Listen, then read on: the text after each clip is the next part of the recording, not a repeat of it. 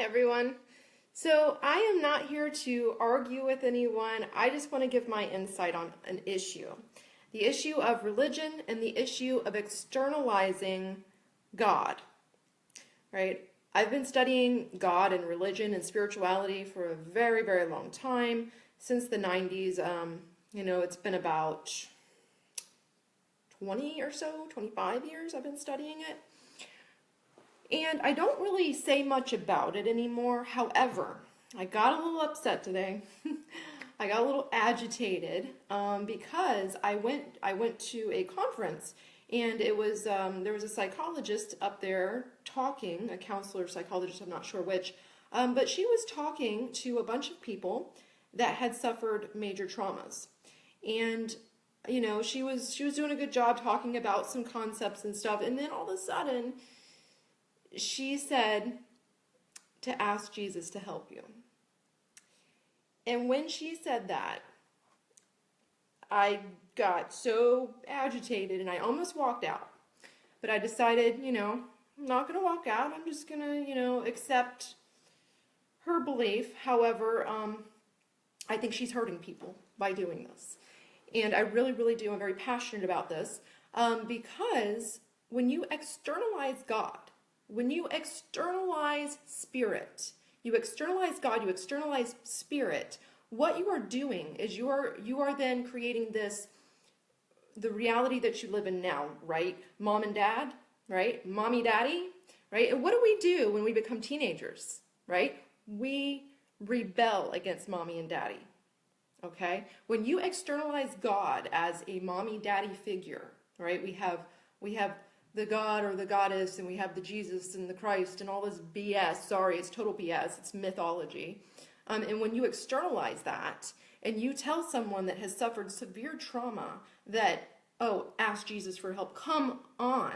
That is the worst thing you can do to someone that has been abused. If you have been abused by someone or you have been tortured by someone, why would mommy and daddy let that happen?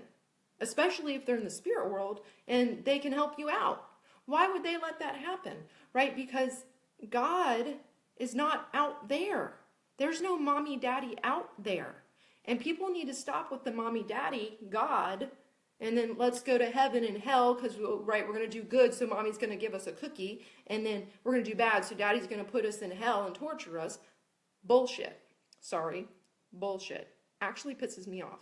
Because they're hurting people by doing this. They're actually making people lose faith in divine consciousness, lose faith in their own spirituality, and the fact that, you know what, we're all one consciousness, we're all part of the divine, we're all spirit.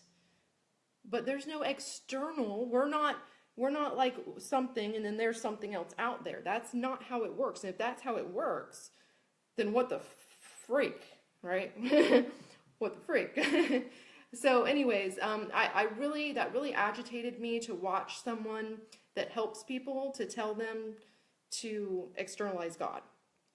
And then on top of that, I felt really bad because I saw some people walking out, because, when you've suffered severe trauma, you don't want to hear, oh, go ask Jesus to help you. I mean, come on. Anyways, this man asked her, hey, so how do I hear God? Like, how do I get in touch with God? And I felt so horrible because, that's something I have developed and that I help people with. And she couldn't answer it because she's a Christian. She's a typical Christian that believes that, there's some external God that, and she didn't suffer any of this trauma, right? That these people she's talking to have severe trauma.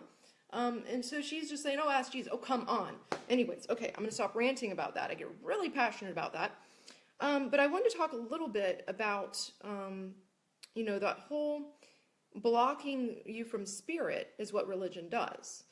Religion, yeah, hey, Cookie. Yeah, I get a lot of views after this, though.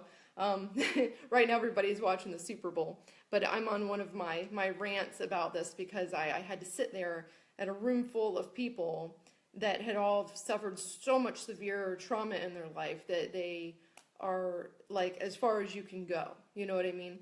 And just watching someone tell somebody so ignorantly to, and I understand the mentality of saying, oh, ask God because that's what they know, but it upsets me because religion blocks you from spirituality. Religion is an authority structure. It's a social structure to keep you in line. It says, listen to what we say. We're the ones that talk to God, not you. You come through us. We know everything. And then you go talk to him. Like I used to do when I was a teenager. I would go and have meetings with my preachers and ministers and priests because I would say, explain to me why I should believe in God. And they could never do it. I had to go on my own path. So they block you from spirit. And even, many of the Gnostics, right, and the tantric yogis and stuff that have developed their own channeling ability with the higher self and to hear God, right, have been murdered by religions. Murdered. Because, no, they don't necessarily want you to connect with yourself and to connect with spirit because it's a social control mechanism. It's all mythology. The Bible is an old Egyptian book. Comes from probably before Egypt, probably Sumeria, the stories. The stories have been told over and over and over again, and they're great stories. They really are, and they're very helpful. And they if you really study them, they can really help you. But there's a lot of hypocrisy within the Bible and within the books because they are mythology, and they're there to teach you certain things. But it's the language of the ancients. Just like today, we watch movies to learn things. We watch television. We watch documentaries. People love reality television, right? And we learn that way. We learn through stories. But it's really, it's a crossover between paganism, Jewish mysticism, and, old ancient stories from Egypt and Sumeria. And these stories, again, can be very helpful. But when we create these religions that are hierarchies, that externalize God as an outside mother-father type figure, that's when it's wrong. That is when you're hurting people because you're going to lose faith real quick when you get to the developmental stage of being a teenager, of being an adolescent, which is rebellion, right? You're going to rebel against that mom and dad, and why the hell did they let bad things happen to you? And so when you tell somebody to go ask Jesus for help, that's just going to cause more problems. Because the person's going to go, why? Why didn't God, and I must be a bad person. God didn't help me. I must have deserved it. And that's just going to make the whole thing worse, right? The whole idea of the shame and stuff from trauma. So anyways, with all of these religions, knowledge is bad, right?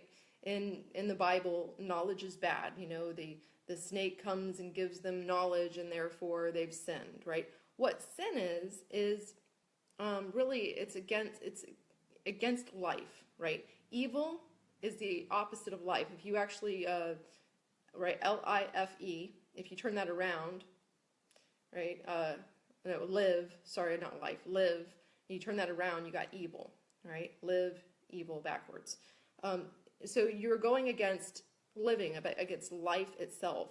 And so when you do something bad to yourself and your body, your spirit body, you do something bad against somebody else or anything else, animals, right? If you do something bad to it, right, you don't take care of yourself, that's evil, that's sin against yourself, against spirit, which is you. And so we need to stop externalizing spirit, externalizing God, externalizing things like that, and realize that it's within us and that we have to take care of ourselves. And we have to connect with spirit, which is within us. And that's what I try to teach people is how to connect with self, how to connect with the higher self, how to connect with other consciousness, which whether it's on the other side or if it's another human being or an animal here, you can totally connect. Right? We have the ability of telepathy. We have the ability to get the answers that we have. We have the answers within us because we are spirit. And that's when people get confused is, well, how do I know the difference between my voice, right, my mind, and the God voice, right, the divine's voice? And the divine's voice is the feeling. It's the feeling, the knowing. It's the feeling. It's beyond the thought. And so you have to, when you get really good at going within and quieting the mind, that's when you hear spirit. That's when you hear God.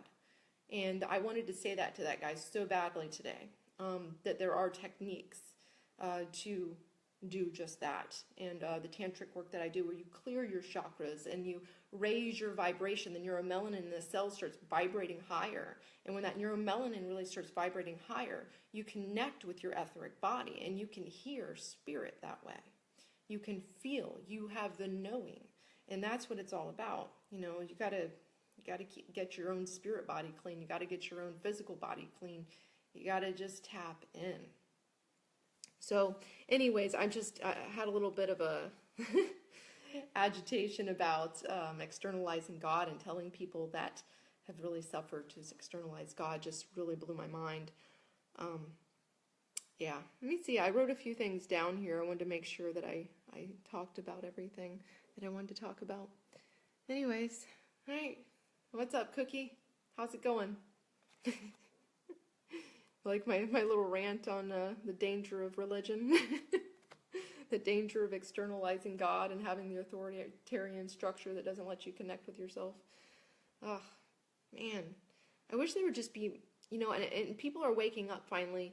And I know that many of you that are watching my video, you know, you're the ones that are like me, that are awake and listening and learning and developing, which is awesome. And we need more of that. And we need more of that in psychotherapy, because when I went into the counseling program at the University of Central Florida many years ago, I was completely turned off from the counseling world, because they were all young female Christians. I mean, it was like the whole place was just, I had to get out of there.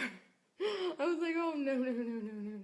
I don't vibe well with that mentality. I just don't. It does not work well with me. I actually have a few books here.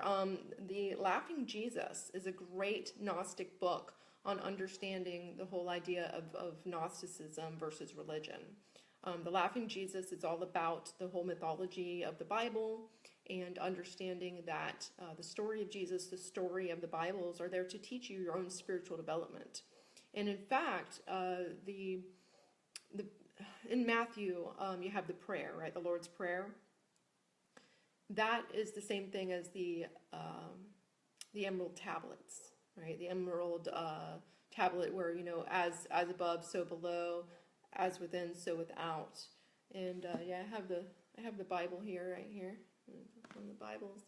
But I went to the dissociative identity disorder conference today, because I actually wanted to go there to meet people that worked with, you know, dissociative disorders, but primarily for spirit releasement work, you know, the spiritual side. And unfortunately, I didn't meet anyone there today or yesterday that did that type of work. I was very disappointed by that.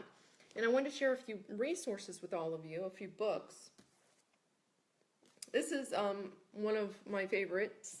This is Life Between Lives, Hypnotherapy for Spiritual Regression. Dr. Michael Newton wrote this. And he actually, you know, these are like his research, you know, things on, you know, going to the other side when you're under hypnosis, and the whole spirit world beyond, based on the hypnosis and regression works that he does. Hey there, Shell. This right here, The Unquiet Dead, is a book that I've read a little bit of. This is about a psychologist that treats spirit possession. See, this was why I went to the conference this weekend. I wanted to meet some people that were doing this kind of work. You know, I know people here a little bit, but I wanted to meet more, and I wanted to go to panels on it and stuff. And unfortunately, it wasn't there. This is another really good book. This is Healing Lost Souls: Releasing Unwanted Spirits from Your Energy Body. So if you are looking for any good resources, because you might know somebody or even yourself be dealing with spirit attachments and or fragmentation, major depression, multiple personalities, dissociation, any of that. This right here is the big, like, Bible on it. We have Spirit Releasement Therapy by William Baldwin. This right here is a technique manual, and it's about spirit releasement therapy, present life recall, birth regression, past life therapy, recovery of the soul-mind fragmentation, remote spirit releasement, and clinical treatment of the demonic.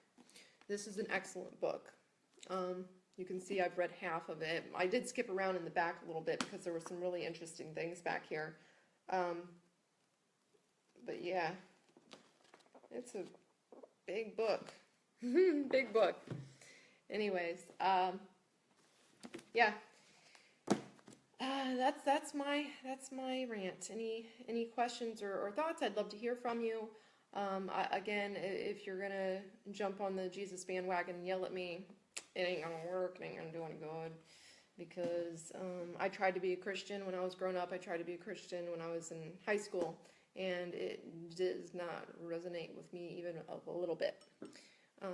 In fact, it just bothers me that people still believe in the external gods and stuff. Even, many of you know I do ritual work. And to me, ritual work is all about frequency. It's like that electromagnetic energy. And if you study the ancient work on this stuff, right, they would call certain gods and goddesses, deities, whatever, they would call them things like Osiris and Isis and right, all that stuff. And even Christ consciousness, all of its frequency, all of it is what we would call a science, so the sciences, the frequencies are there for you to use, and you can call in the frequencies to help like heal yourself. And these different frequencies, right, are energies. That's all they are. They're energies. And we're all a part of these energies, and it's all there. It's not external. When you're vibrating at a certain frequency, you're going to attract other people that are vibrating on that same wave. You'll notice that you are around people that have a very similar mood or a very similar path, right? Anyways, thank you for joining, and love and light. Have a wonderful rest of the night, and I'll be doing pick a card later this evening if you are wanting some tarot for the week. So have a wonderful week, and I will see you later. Actually, I'll be on Periscope tomorrow night at 9 o'clock for the big tarot webinar. So, all right, bye for now, everybody.